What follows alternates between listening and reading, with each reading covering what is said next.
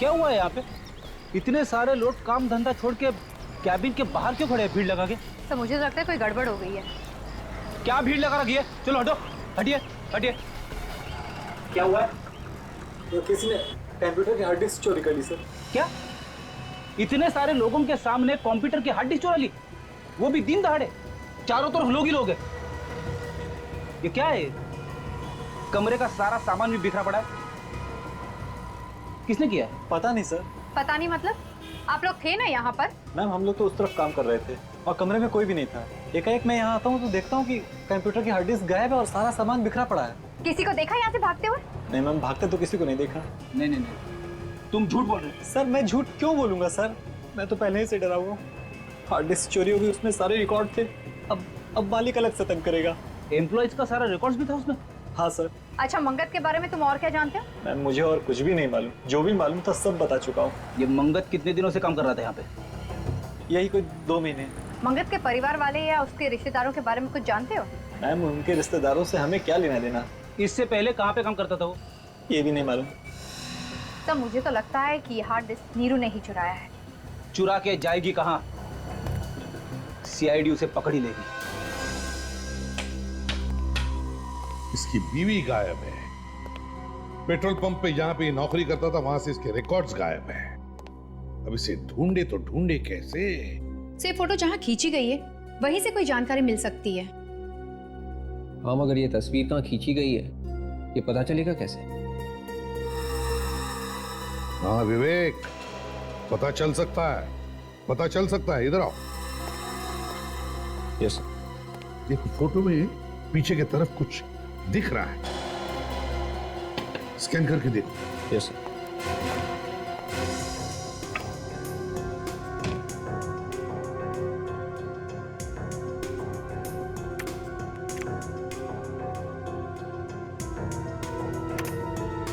Sir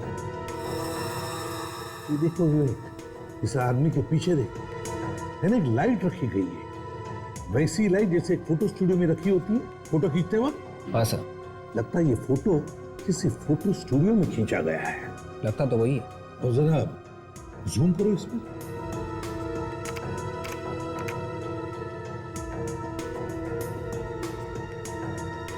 ये देखो, इस तरफ देखो फोटो में खिड़की जैसी है। सर खिड़की के बाहर कुछ दिख रहा है लेकिन साफ साफ नहीं दिख रहा। हाँ, साफ दिख नहीं रहा है, उसे शार्प करो जरा, शार्प करो। Yes sir.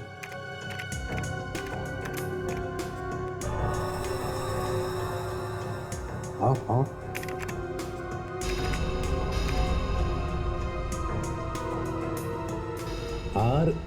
RASM, ये क्या है?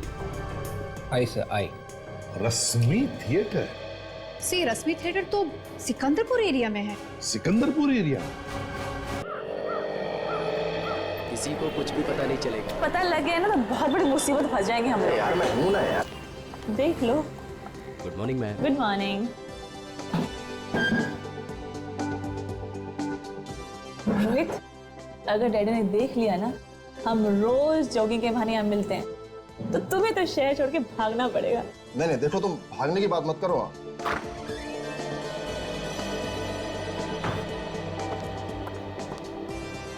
तो पानी वानी दिया? सर आपने ही तो कहा था जब तक मांगे ना पानी मत देना, देना तो मिनरल वाटर। जाके पानी दो।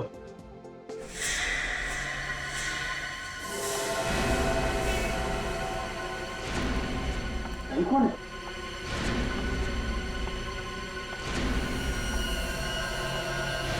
अरे क्या हुआ तुम्हें?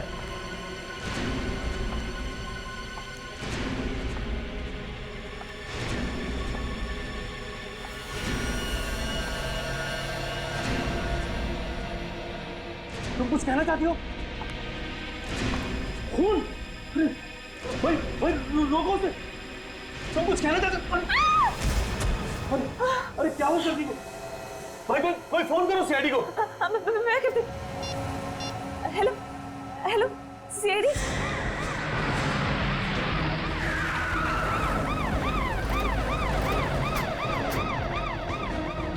हटिए, चलो हटो हटो, हटिए। आप लोग भी आइए बात प्लीज। आइए। हटिए चलो।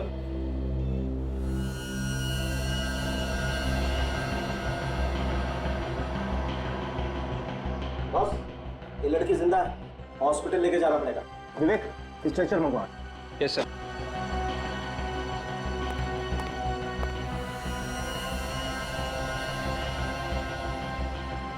कौन है ये पता नहीं चल रहा है। अच्छा ये बताइए कि आप इस लड़की को जानते हैं? नहीं सर, हमने इसे पहले कभी नहीं देखा। इस लड़की को किसी ने मारने की कोशिश की है। सर हम लोग तो अंदर ही थे सर, जो भी हुआ भारी हुआ, और ये बाहर से अंदर सर इसी हालत में आई थी।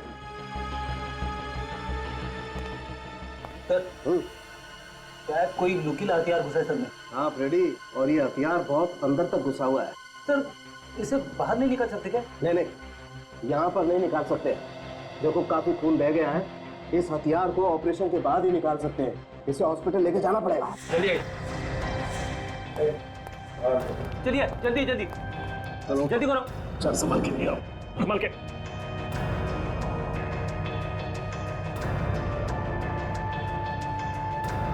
चलो ले जाओ, चलो जल्दी। लेके जाओ तुरंत। अरे अब चलो सचिन, मैं हॉस्पिटल लेके जाता हूँ। चलो।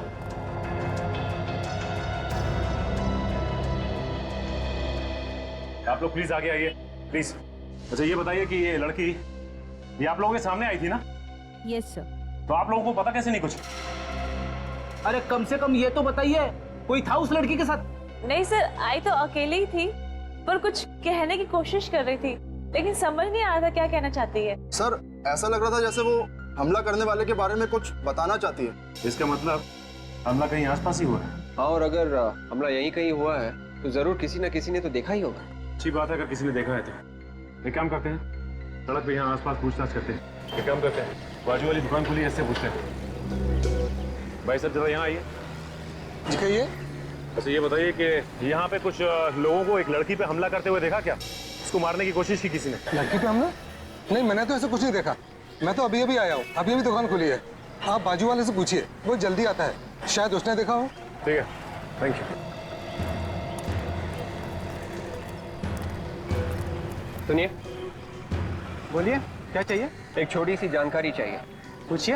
अच्छा ये बताइए कि यहाँ पे आसपास आपने कुछ लोगों को एक लड़की पे हमला करते हुए देखा क्या? उसकी जान लेने की कोशिश की है किसी ने? नहीं तो मैंने तो नहीं देखा। देखिए, उस लड़की पे हमला यहीं कहीं हुआ। यहीं पर हुआ है तो मैंने कैसे नहीं देखा? वही तो हम पूछ रहे हैं, देखा कैसे नहीं? शायद सुबह आने से पहले हुआ हो, क्योंकि जब मैं आया था तब कोई शोर शराबा भी नहीं था। ठीक है, थैंक्स। बड़ी अजीब बात है, लड़की पे हमला हुआ और किसी ने देखा तक नहीं। पहले भी ऐसा हो चुका है। बिल्कुल ऐसे ही वार किया गया था सिर पे। उसमें भी मरने वाले के सिर पे नोकीली चीज से पीछे ही वार किया गया था। एक काम करता हूँ, मैं इस केस के बारे में एसीपी सर को इन्फॉर्म कर देता हूँ।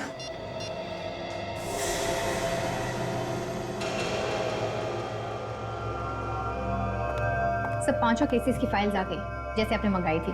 तो फिर देखो देखो क्या हर एक केस में उसी तरह का हथियार इस्तेमाल हुआ है जैसे उस लड़की के सिर में लगा है। देखो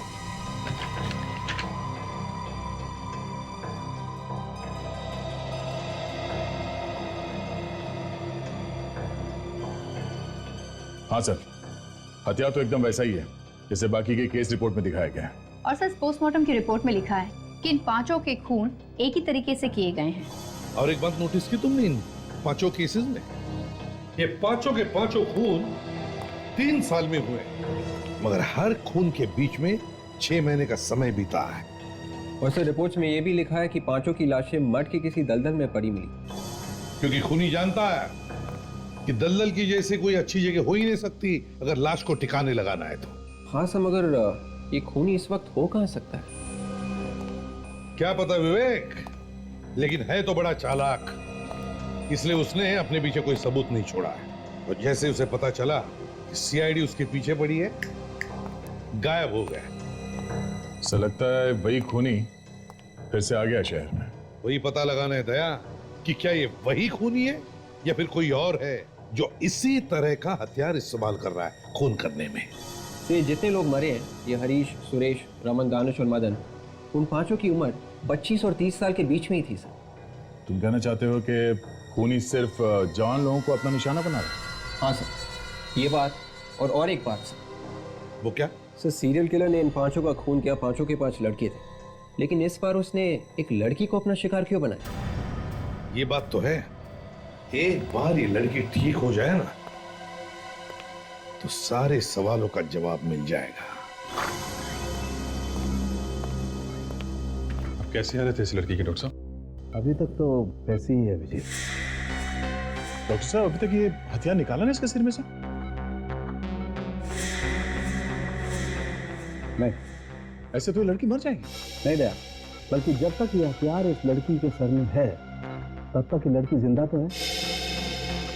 अगर ये हथियार बाहर निकाल दिया तो बहुत कुछ भी हो सकता है। मतलब मौत? हाँ। बड़ा अजीब चक्कर है, हथियार अंदर है तो भी प्रॉब्लम है और निकाला तो मौत। देखो मैं बताता हूँ, ये देखो, ये हथियार इस लड़की की खोपड़ी में घुस गया और अगर इस हथियार का ये नुकीला वाला हिस्सा अगर इस लड़की की खोपड़ी में दिमाग तक घुस जाता तो बहुत इस लड़की का बचना मुश्किल था। और डॉक्टर साहब कोई और रास्ता तो होगा इस लड़की को बचाने का? नहीं दे, कोई तरीका नहीं, क्योंकि अगर हमने इस हथियार को जरा सा भी छेड़ा तो बॉस हो सकता है इस लड़की के दिमाग की नसों को नुकसान पहुंच जाए।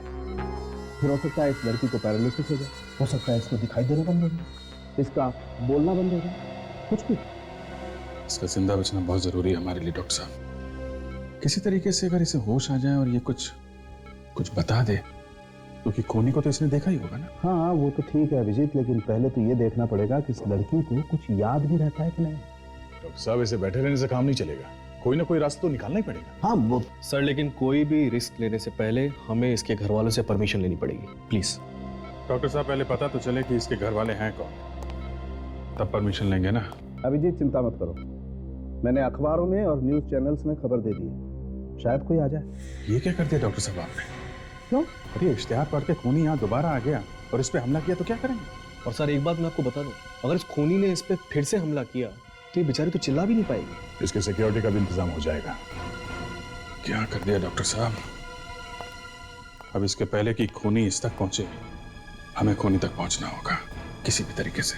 चिंता मत करो अभिजीत, एक उपाय है मेरे पास। अभिजीत, अगर हमारी याददाश्त चली भी जाती है तो भी कुछ चीजों की छाप हमेशा के लिए उसके दिमाग में रह जाती है। जैसे कि आखिरी वक्त में उसने क्या किया, वो किन किन लोगों से मिला, उसके साथ क्या हुआ, वो कोई भी चीज या वो कोई भी घटना अगर दोबारा से उसके सामने लाएं तो उसके दिमाग में एक हलचल मच जाती। इसके चेहरे के हाव भाव से हम पता लगा सकते हैं कि इसने आखिरी बार क्या देखा था। हाँ अभिजीत, इस प्रोजेक्टर पे हम इसे कुछ चीजें, कुछ लोग, कुछ जगह, कुछ घटनाएं दिखाएंगे, फिर देखेंगे इस पर क्या रिएक्शन।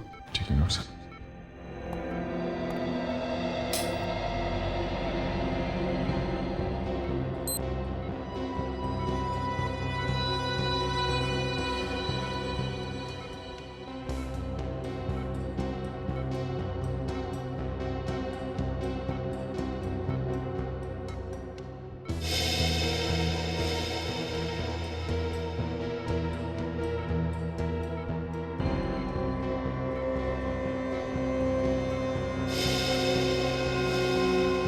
डॉक्टर साहब इसे कुछ क्रिमिनल्स की फोटो दिखाते हैं, खूनी की, शायद उसे देख के कुछ हलचल हो। हाँ।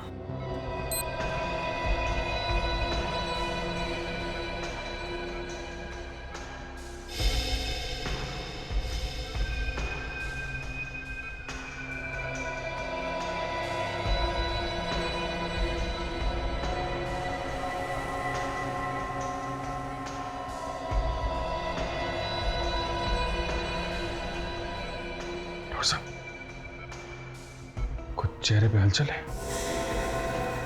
एक्सप्रेशन चेंज हुए इसके। वो पिछली वाली फोटो फिर से लगाइए।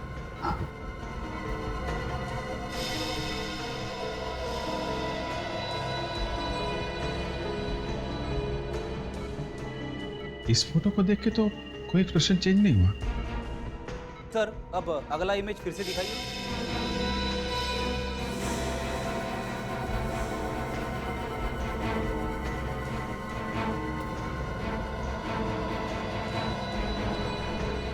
रिएक्ट कर रही है, ये चक्कर क्या है? मैं समझ गया अभिजीत। देखो, इस लड़की ने उस बिल्डिंग पर रिएक्ट किया जहां पर सूरज की रोशनी सीधी बिल्डिंग पे पड़ती है। इसका मतलब साफ है, इस पर हमला ऐसी बिल्डिंग के आसपास किया गया है जहां पर ये सूरज की रोशनी सीधी पड़ती है और रिफ्लेक्ट होकर आती है। मगर सर, ये बिल्डिंग तो यहाँ की नहीं लग रही है। कोई बात नहीं फ्रेडी, इससे मिलती जुलती कोई दूसरी बिल्डिंग होगी। इस लड़की पे हमला सुबह हुआ है कॉफी शॉप में, तो हमें पता लगाना पड़ेगा कि उस वक्त आसपास ऐसी कौन सी बिल्डिंग है जिस पर सूरज की रोशनी पड़ती है। वहीं से कुछ पता चलेगा।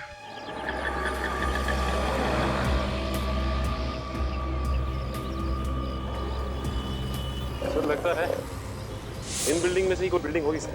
हाँ, लगता तो ऐसे ही है। चलो चेक करते हैं बॉस, इससे पहले कि टाइम निकल जाए, चेक कर लेते हैं।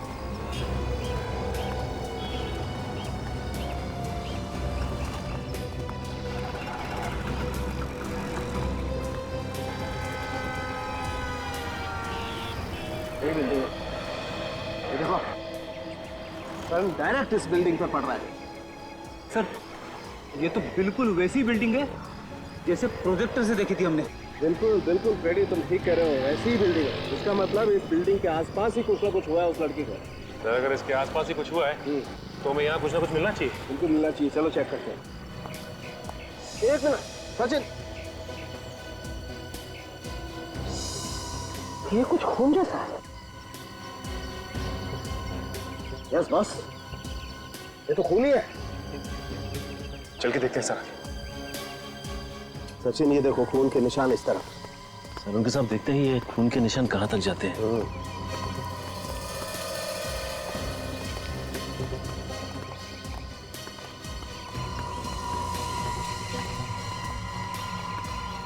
अरे सामने तो गाड़ी खड़ी है। हाँ यार, ये खून के निशान गाड़ी तक जा रहे हैं। इसका मतलब गाड़ी में जरूर कुछ ना कुछ है। देखो कहाँ पर है निशान। गाड़ी के आगे तो खून नहीं है, खून यहीं तक है सर। मतलब ये निशान डिक्की में से निकल रहे हैं। इसका मतलब इस डिक्की के में कुछ, अरे यार डिक्की का लॉक तो खुला हुआ है। ओह माय गॉड, लाश जरा निकालो।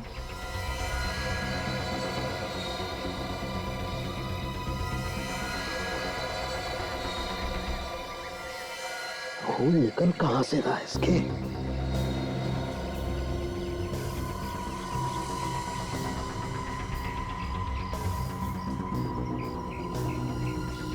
ये देखो बॉस, यहाँ सर पर है ये चोट का निशान, और ये भी उसी हथियार से मारा गया है जिस हथियार से वो लड़की मारी गई है। नुकीला हथियार, घाव काफी गहरा है बॉस। काजल देखो इसके पास से कुछ आईडी वाईडी मिलता है क्या?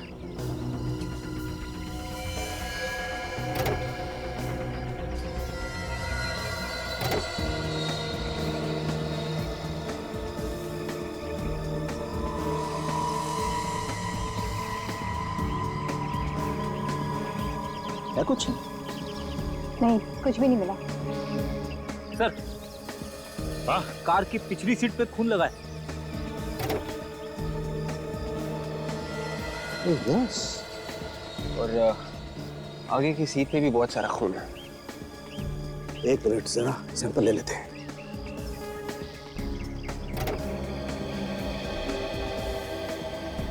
गाड़ी में तो चारों तरफ खून ही खून है। इसका मतलब यह है कि इस लड़की पे हमला इस गाड़ी के अंदर ही हुआ है।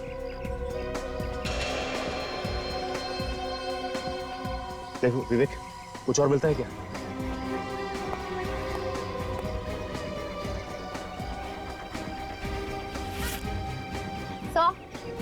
एक पर्स भी मिला है। क्या? एक लाइसेंस मिला है, निशा के नाम पे है। तो कहीं ये वही लड़की तो नहीं जो हॉस्पिटल में है?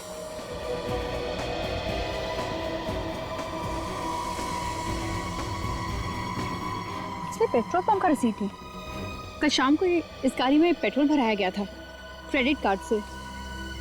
एक बात तो साफ हो गई, जिस लड़की के सिर में नुकीला हथियार घुसा है, ये कार उसी की है और उसी का नाम निशा है। सचिन, मैं इस लाश को लैब लेके जाता हूँ। हाँ सर।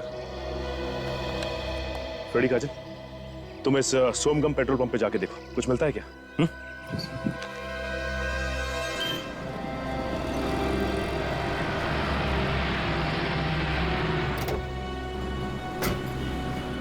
अरे सुनो, ये लड़की यहाँ पे आई थी क्या पेट्रोल भरवाने? आप लोग सर? हम लोग सीआईडी से। अच्छा, हाँ सर आई थी, कल शाम को आई थी। तुम जानते हो इसे? हाँ सर जानते हैं, ये तो हमारी निशा मैम है, हमारी रेगुलर कस्टमर हैं। और कल तो हमारे मंगत साहब से इनका झगड़ा भी हो गया था। ये मंगत कौन है? हमारे मैनेजर साहब। मैनेजर के साथ झगड़ा हुआ?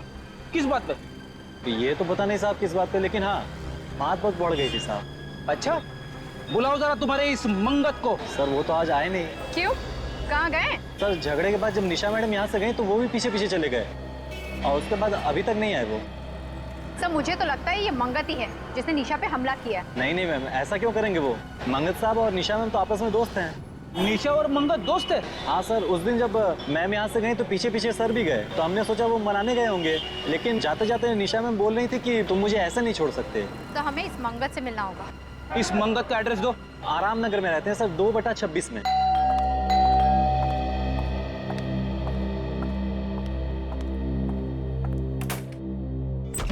जी कहिए।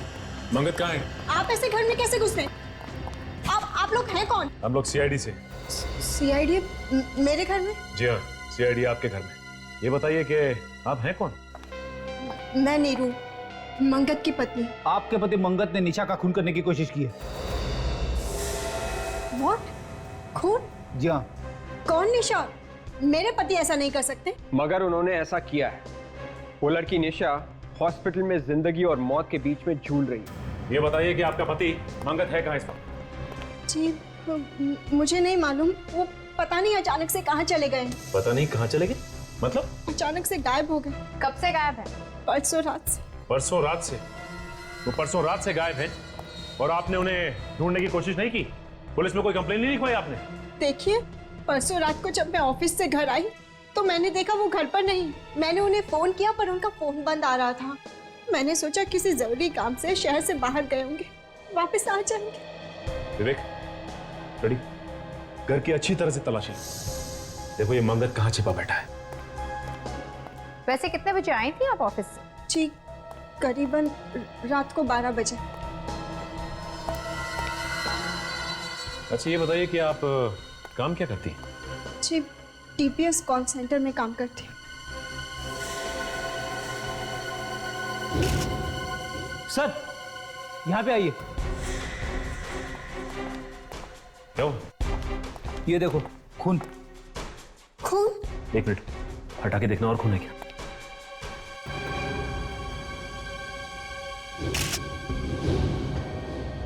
ओह माय गॉड, इतना सारा खून। मैडम आप ये बताइए कि ये खून आया कहां से इतना सारा? पता नहीं, ये खून कहां से आया? कमाल है, हम आपसे पूछ रहे हैं और आप हमसे पूछ रही है। सच में मुझे नहीं पता ये खून कहां से आया। मैं जब घर में आई तो यहाँ पर खून नहीं था। सर मुझे तो लगता है कि मंगत ने निशा पे यहीं पे हमला किया होगा। हाँ काजल, लगता तो ऐसा ही है। जल्दबाजी में उसे खून साफ करने का मौका नहीं मिला होगा, इसलिए उसने इसे कारपेट से ढक दिया। विवेक, ये खून का सैंपल उठा ले। और नीरू जी ये बताइए कि आपके पास अपने पति मंगत की फोटो तो होगी ना? है। अब उसकी फोटो लेके आइए, हम खुद पता लगा लेंगे कि ये मंगत कहाँ छिपा बैठा है। जी लाती हूँ।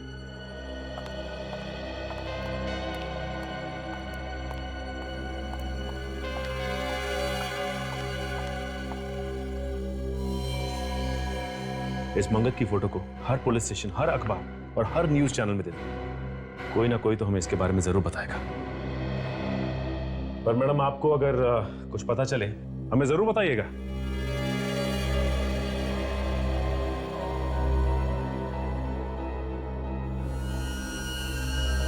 सचिन, इस आदमी के सर में भी ठीक वैसा ही घाव है जैसा हमें पुरानी लाशों में मिला था। 2 इंच चौड़ा और 3 इंच गहरा। मतलब सर हम ये कह सकते हैं कि निशा के सिर में जो हथियार घुसा हुआ है उसी हथियार से बाकी के भी खून किए गए और इस आदमी को भी उसी हथियार से मारा गया। हाँ सच, खूनी ने पहले इसे मारा और उसके बाद उसने निशा को मारने की कोशिश की। अच्छा, जो कार में से खून मिला था उससे कुछ पता चला क्या? कार में से जो हमें खून मिला है वो एक का नहीं 2 लोगों का है। 2 लोगों का खून? जी 2 लोगों का। अच्छा, उसमें निशा का भी खून है या नहीं? निशा का तो खून है ही और साथ में इस आदमी का भी खून है जो यहाँ मरा पड़ा है। मतलब इस आदमी का भी खून मिला है? उस खून के बारे में कुछ पता चला जो हमें मंगत के घर से मिला था? वो खून भी इन दोनों लोगों का है, निशा का और इस आदमी का। मतलब साफ है, मंगत के घर में ये आदमी और निशा दोनों मौजूद थे। सर एक बात समझ में नहीं आई कि मंगत ने इस आदमी को अपने ही घर में क्यों मारा? कहीं और भी तो मार सकता था। और तो और उसने निशा को भी अपने ही घर में मारने की कोशिश की। सर, निशा के ड्राइविंग लाइसेंस पे जो एड्रेस लिखा था वहां पे मैं गया था। निशा के साथ एक लड़की रहती है, उसकी रूममेट दिव्या, वही बताएगी इस आदमी के बारे में। वो लड़की है कहाँ पे? वो सिटी लाइफ हॉस्पिटल में आने वाली है निशा से मिलने। इस लड़की से पूछना पड़ेगा ये आदमी है कौन। क्या इतने दिनों के बाद एक काम करने के लिए दिया और तुमने अभी तक किया ही नहीं? तुम तो दिन रात ऐसे ही लोगों के बीच में रहते हो ना। फिर देख, एक बात सुन ले, मुझे मालूम है अभी भी तुम चोरी करते हो और पॉकेट भी मारते हो। नहीं नहीं, तू मेरी बात सुन, मुझे सब कुछ मालूम है। और कैसे भी करके इस आदमी के बारे में मुझे खबर लाके, कहाँ छुपा है, किसने छुपाया है, सब कुछ फिर से अपनी चोर कंपनी से पूछ और जल्दी से जल्दी बता। तेरा रोना सुनने के लिए मैंने फोन नहीं किया, समझा? सर, जिस चोर से उम्मीद थी उसने भी हाथ खड़े कर दिए। इसका एक ही मतलब है विवेक, ये मंगत किसी की मदद नहीं ले रहा है छुपने के लिए, छुपने का इंतजाम खुद कर रहा है। किसी खबरी तक को मालूम नहीं इसके बारे में। मैंने हर पुलिस स्टेशन में मंगत की फोटो दे रखी है सर। उन्होंने भी बोल दिया, bus station, railway station, hotels या जो भी कोई जगह हो जहाँ पे वो छुप सकता है, मैंने सब जगह खबर पहुंचा दी। हाँ लेकिन विवेक 24 घंटे हो गए, 24 घंटे, और अब तक खबर कैसे नहीं मिली? फिर सब लोग बार बार फोन कर रहे होंगे। सब पांचों मरने वालों के रिश्तेदार और घर वाले हैं। आइए आइए। सर क्या खूनी पकड़ा गया? जी नहीं, खूनी पकड़ा नहीं गया। हमें आपकी मदद चाहिए उसे पकड़ने के लिए। मेरा तो इकलौता बेटा था सर, मेरे घर का चिराग ही बुझा दिया उसने। पर आप जैसा कहेंगे हम करेंगे। ठीक है, इसे देखिए। क्या आप लोगों ने इसे कभी देखा है? पहचानते हो आप इसे? नहीं सर, हम नहीं जानते। कौन है ये सर? हमें लगता है इसी ने खून किया है आपके रिश्तेदारों का। हमने तो इसे कभी नहीं देखा है सर। पहले कभी नहीं देखा? नहीं सर। अच्छा एक बात बताओ, क्या आप लोग एक दूसरे को जानते हैं? आप लोगों का कोई रिश्ता संबंध है? हम लोग आज पहली बार मिले हैं। चलो ठीक है, कोई बात नहीं, मगर हाँ अगर जरूरत पड़े तो हम आपको बुला लेंगे। जाइए। बड़ी अजीब बात है, ये लोग एक दूसरे को जानते तक नहीं, ना कोई रिश्ता संबंध है, ना इन लोगों ने मंगत को भी देखा है, फिर भी इनके रिश्तेदारों का ही खून क्यों हुआ? सर हो सकता है खूनी ने खून करने के बाद अपना नाम और हुलिया वगैरह बदल दिया हो सकता है। एक बात पर गौर किया तुम लोगों ने इस केस में? वो क्या सब? आओ देखो, जो 5 लाशें हमें मर के दलदल में मिली है, वो पांचों के 5 लोग शहर में अलग अलग जगहों पर रहते थे। दहीसर, विरार, बोरीवली, मलाड, गोरेगांव, और ये पांचों के 5 लोगों की लाश मिली हमें यहां पर मर के दलदल में। और वो जो 6ठी लाश है जो हमें निशा के गाड़ी के डिक्की में से मिली, वो मिली शहर के बिल्कुल दूसरे कोने में, सायन। सर कहीं ऐसा तो नहीं कि जब खूनी लाश को ले जा रहा था तो अचानक निशा को होश आ गया, वो चिल्लाने लगी और खूनी डर के मारे कार को वहीं छोड़कर भाग गया हो? नहीं काजल, मुझे नहीं लगता। मुझे तो लगता कि जो लाश हमें निशा के गाड़ी में से मिली उसका खूनी कोई और ही है। ये खूनी एक तरफ और इन 5 लोगों का खून करने वाला दूसरी तरफ। वो कैसे सर? वो ऐसे विवेक कि अगर ये 5 खून करने वाले खूनी ने ये 6ठा खून भी किया होता तो वो जो लाश हमें निशा के गाड़ी में शहर के दूसरे कोने में मिली है, वो लाश वहां पर नहीं होती बल्कि वहां मर के दलदल में फेंक देता। मगर ऐसा नहीं हुआ। इस मंगत के बीवी से जाकर फिर से मिलना होगा। निशा की गाड़ी की डिक्की में जो लाश मिली थी उसकी फोटो दिखाते हैं। हाँ देखते क्या रिस्पॉन्स देती है।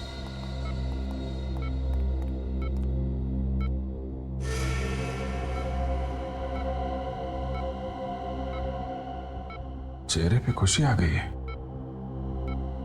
लगता है जानती है इसे। शायद इसका कोई परिवार वाला ही होगा या और कोई करीबी। सर ये दिव्या है, निशा के साथ रहती थी। ओह माय गॉड, निशा, एक मिनट, प्लीज डोंट टच। इसकी ये हालत किसने की है? जिसने भी किया है बहुत जल्दी पकड़ा जाएगा। आप ये फोटो देखिए। इस आदमी को जानती हैं आप? नहीं सर, मैंने इसे कभी नहीं देखा। याद करने की कोशिश करो दिव्या, शायद तुमने इस आदमी को निशा के साथ देखा होगा या घर के आसपास कहीं घूमते हुए देखा हो। नहीं सर, मैं तो इसे पहली बार देख रही हूँ। इस आदमी की लाश हमें निशा की कार की डिक्की में मिली है। कार की डिक्की में लाश? जी, यह आदमी कहीं निशा का बॉयफ्रेंड तो नहीं था ना? बॉयफ्रेंड हो सकता है सर, लेकिन मैं इसके बारे में आप लोगों को कुछ नहीं बता सकती। क्यों? आप तो इसके साथ रहती हैं, आपको तो काफी कुछ मालूम होना चाहिए। नहीं सर, बॉयफ्रेंड के बारे में निशा ने कभी कोई बात नहीं की, ना मुझसे ना मेरे सामने। इसके बारे में कुछ भी बताना बहुत ही मुश्किल होगा। ठीक है, अभी आप जा सकती हैं, जरूरत पड़ेगी तो आपको दोबारा बुलाएंगे। जी सर। Thank you.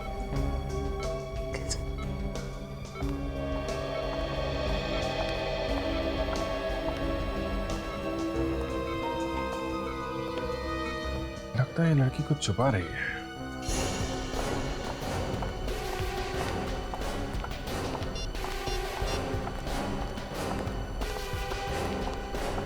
इसका तो मोबाइल स्विच ऑफ आ रहा है। और ये क्या है? घर पे भी ताला लगा हुआ। ये नीरू है कहाँ? मोबाइल भी ऑफ आ रहा है। मंगत के गायब होने के पीछे कहीं इस नीरू का हाथ तो नहीं है? पहले अपने पति को ले जाके कहीं पे छुपा दिया और फिर खुद उसके पास पहुंच गई। हो सकता है विवेक, लेकिन इस वक्त कुछ भी कहना जल्दबाजी होगी। अरे भाई साहब, इधर आइए। इधर आप नीरू जी के पड़ोसी हैं ना? हाँ जी। ये बताइए कि ये नीरू गई कहाँ है? ताला लगाए घर पे? ये तो उसी वक्त यहाँ से निकल गई थी जब आप लोग यहाँ आए थे। क्या उसी वक्त से गायब है? हाँ, उसी वक्त निकल गई थी और तब से अब तक वापस नहीं आई। अभी कैसे पता चलेगा कि ये दोनों गए कहाँ? अच्छा, ये मंगत सोमगम पेट्रोल पंप का मैनेजर है ना? हाँ। वहीं से कुछ ना कुछ पता चलेगा।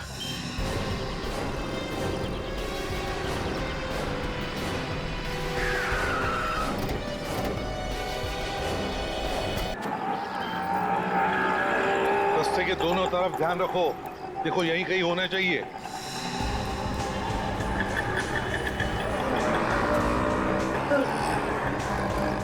यहाँ तो रश्मि थिएटर दिख रहा है सर। इसका मतलब इसके अपोजिट फोटो स्टूडियो होना चाहिए।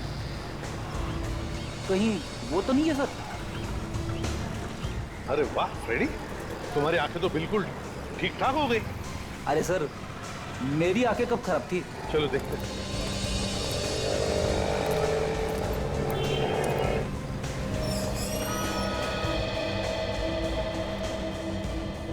यही वो स्टूडियो है।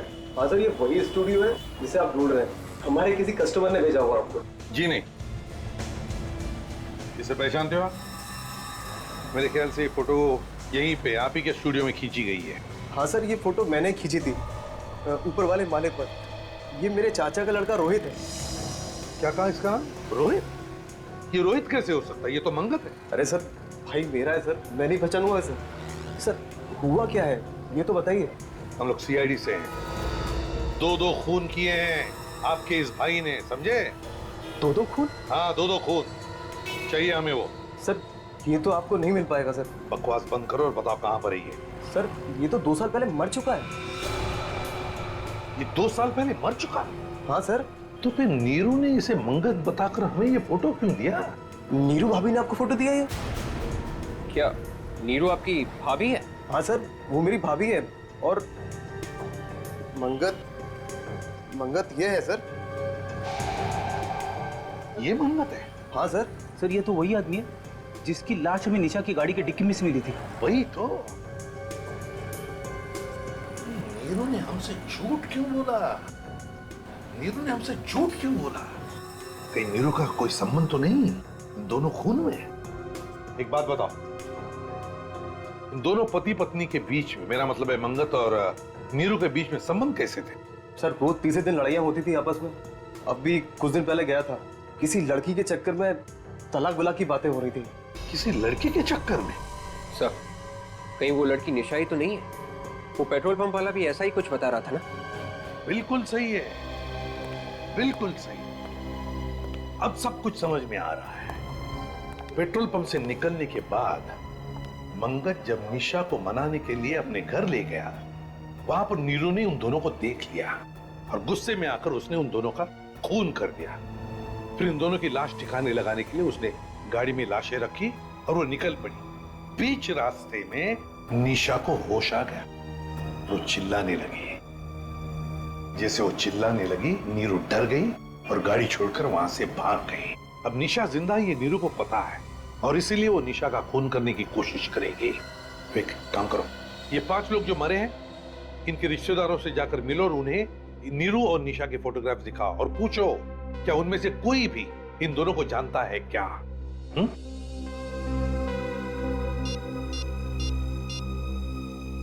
अभिजीत, जल्दी सिटी लाइफ हॉस्पिटल पहुंच जाओ, फ्रेडी भी वहीं पर आएगा।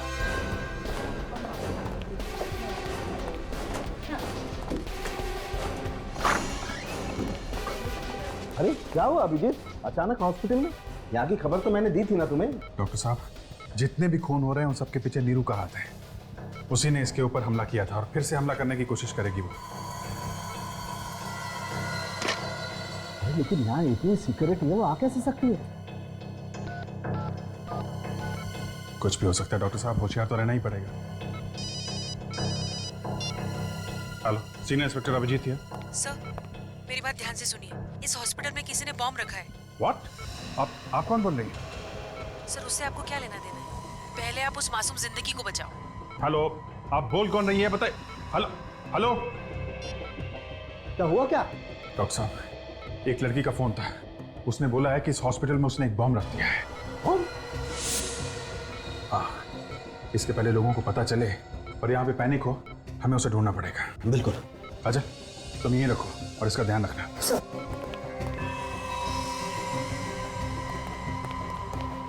पूरा हॉस्पिटल अच्छी तरीके से चेक करना पड़ेगा।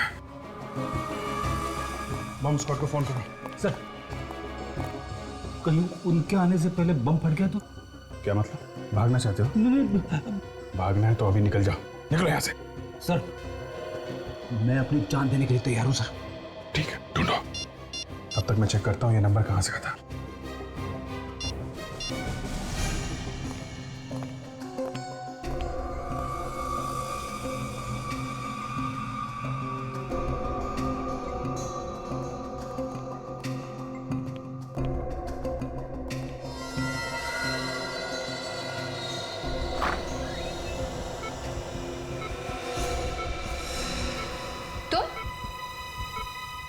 तुम यहाँ क्या कर रही हो? हट जाओ मेरे रास्ते से।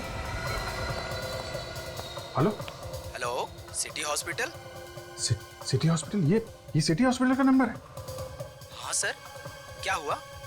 नहीं, कुछ नहीं, मैं आपको बाद में फोन करता हूँ।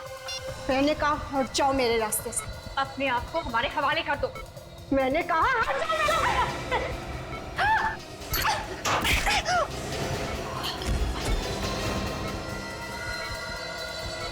इसका मतलब नीरू यहीं पे है।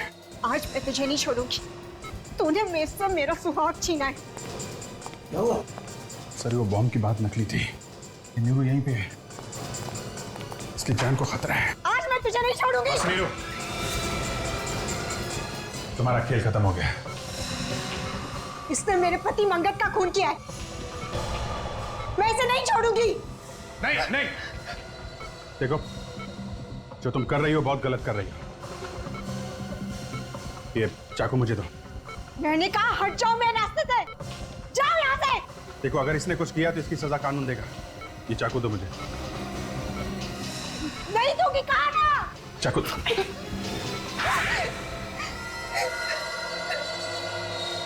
बताओ, क्या वजह थी जो तुम निशा को मारना चाहती थी?